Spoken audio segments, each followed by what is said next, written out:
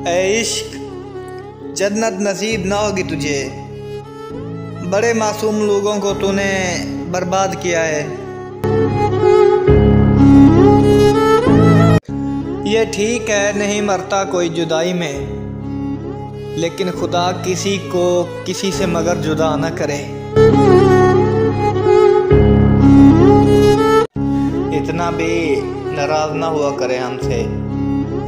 बदकिस्मत जरूर हैं मगर बेवफा नहीं।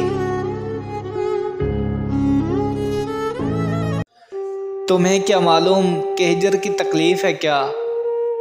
तुम तो फरमान सुनाते हो और चले जाते हो। दर्द इतना है कि सीने से लिपटना चाहूँ। तुम तो हाथ मिलाते हो और चले जाते हो।